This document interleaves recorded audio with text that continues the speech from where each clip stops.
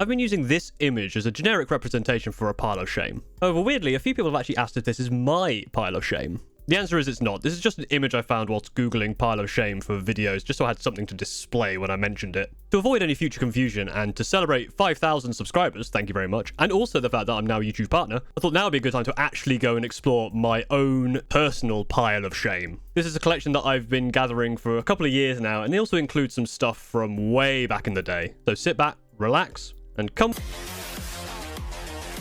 with me as we explore just how much grey plastic you can accrue over 2 years with hyperfocus and too much disposable income. Let's not waste any more time. Here it is.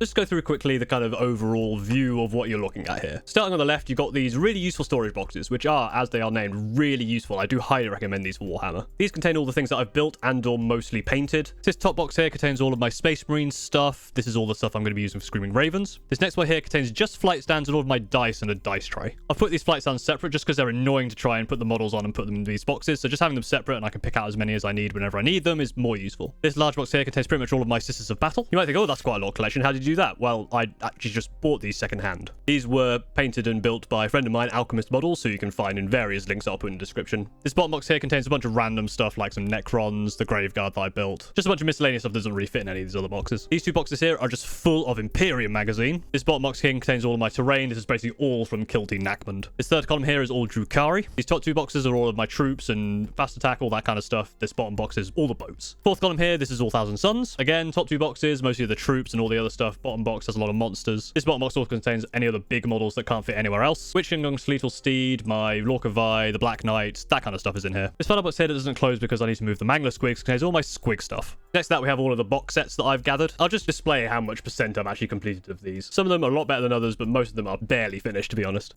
And finally, we've got this shelf of things that I've either not completed or are used for parts. A lot of this stuff is actually for kit bashing purposes. The Sisters of Silence, the Necromunda, the Harlequin troops, and these Daughters of Cain boxes are mostly all for kit bashing purposes or stuff that I've already kit bashed. The Morghasts here are actually for a Demon Prince idea that I built and painted a long time ago. Quite a lot of the smaller models here as well. Some of these are for kit bashes, some of these are actually models I want to use like Cayman Strike and Greencrack's Loon Court. And there's also some other things here. These are all the little bits and bobs that I'm using to make my Vanguard veterans for my Screaming Ravens. This very useful storage box here just contains a bunch of scenery stuff. And you can see kind of poking at the back there, those ones contain all my old stuff from like when I was a kid. There's also a couple of bags here of 3D printed stuff. These ones here at the front, that's just full of Covenant Hunters from Halo, which I wanted to use as grotesques in Drukhari because I think they actually fit quite well and the models are really nice. Again, I haven't put them together, but I've got plenty of them in case I do want to use them. And that is it. That is my pile of shame. It's certainly not as big as this picture I found on Google, but there is still plenty here to keep me occupied. This is why I'm trying to stop myself from buying new stuff. The reason the pile got like this is because of getting ideas in my head and wanting to do them straight away, and then by the time those things actually arrive, having different ideas and having to buy different stuff. This is why I don't want to go straight into the Desolation Squad and the Brutalist Dreadnought, because it would just be another thing where I go, oh, I really want that, I'd buy it, get it, and then never really get around to it. So using this hobby bingo idea to kind of curb that purchasing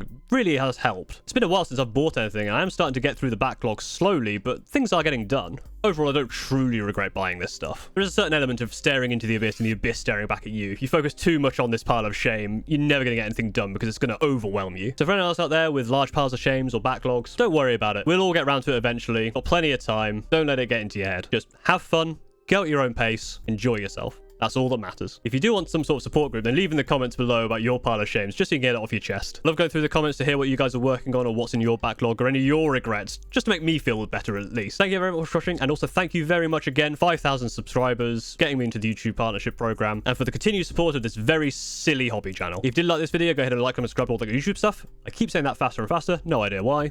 And once again, thank you very much for watching.